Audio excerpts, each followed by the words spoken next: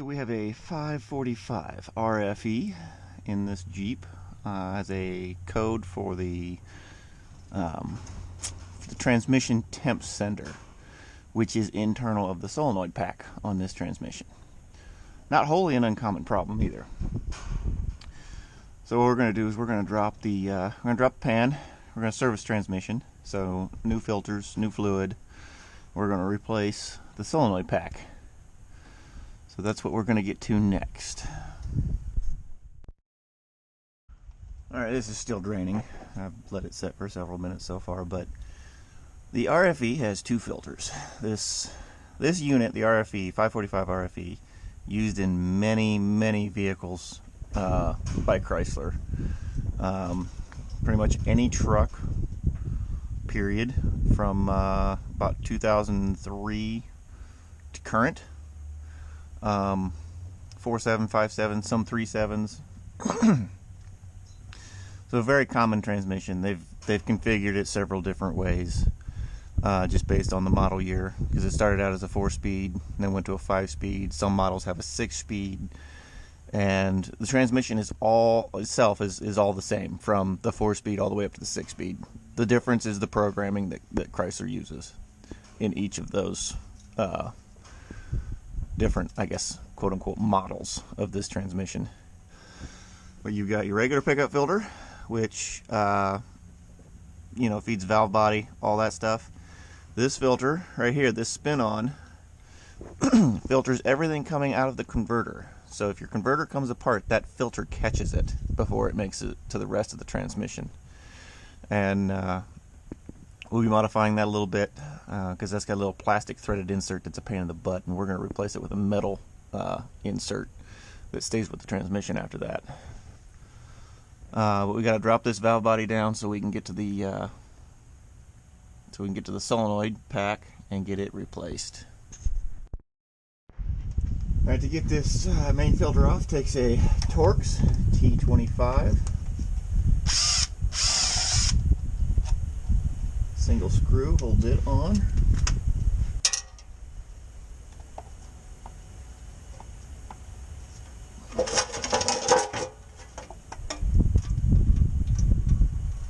Drop it out of the way.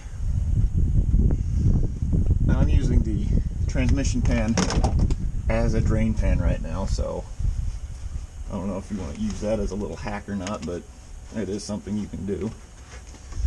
Now for the other filter, you're going to need either a really small strap wrench, or I'm using an appropriately sized channel box.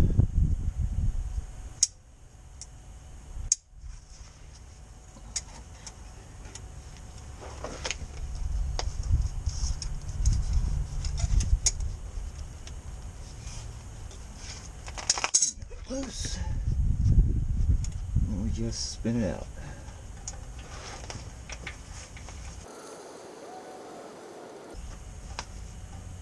Let it drain for a minute.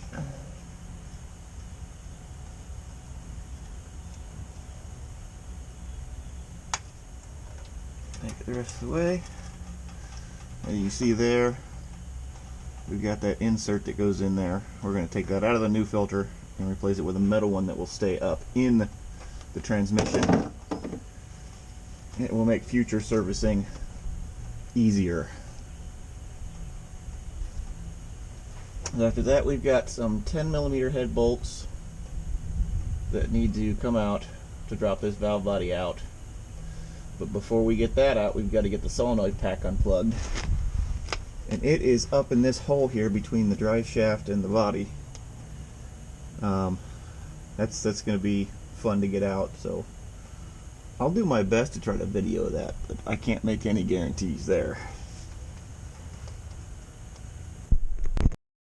Alright, since I can't film this up inside this Jeep, it's just way too tight to get to. This is the harness off of an RFE. You got to pull this lock down, and then there's a little tab right here up top. You got to push it in.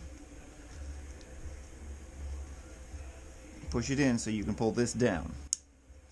Once you pull that down, it'll go down further, all the way down like that. and then this disengages, and that's how you disconnect the solenoid pack. I've had to do, this is the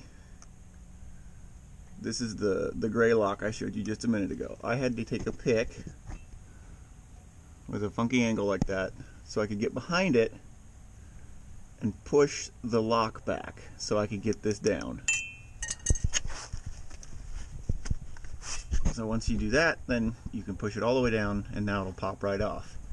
And now we're ready to drop the rest of the valve body. I was slightly mistaken. These are not 10mm bolts. These are 8mm head bolts to take the valve body down. 1, 2,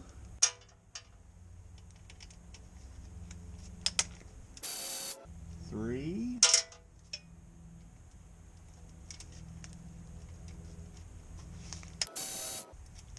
4, 5,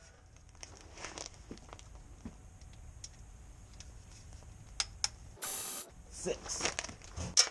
And I'm not sure if you noticed, if you've seen that there, but the valve body did drop a little bit after that last bolt came loose.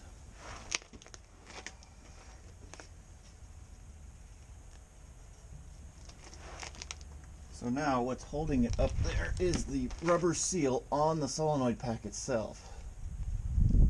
So we're just going to be gentle.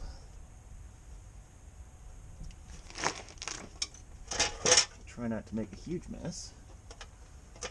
So just slight prying down here, and it knocked that loose.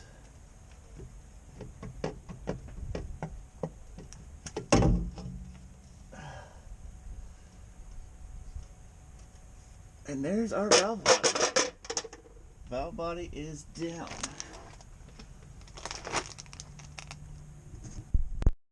Alright, so we're going back together with a reusable gasket. You can find these online. I highly recommend them.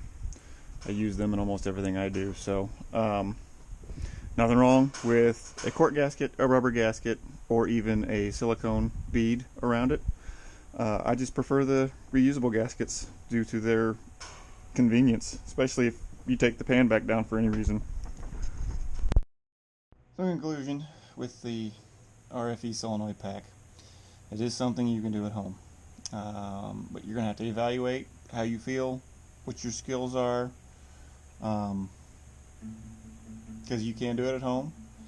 If you're not comfortable with it, do not even attempt it. Pay somebody to do it, because it'll be cheaper in the end for you to pay somebody to do it than to do something that you don't fully understand what you're doing, and then you wind up messing something up, and now you've got to pay for that to be fixed too. So this is something you've got to come to this conclusion on your own, whether or not you feel comfortable to do stuff like this. And you're going to hear me say this multiple times with the videos that I post. I mean, you have to evaluate yourself, what you feel like, because I'm just going to try to give you the little helpful hints and shortcuts at times. But if you're attempting a repair on your own vehicle, it's on you. So don't be afraid to try new things, but understand what you're getting into before you do get into them. Every chance you get.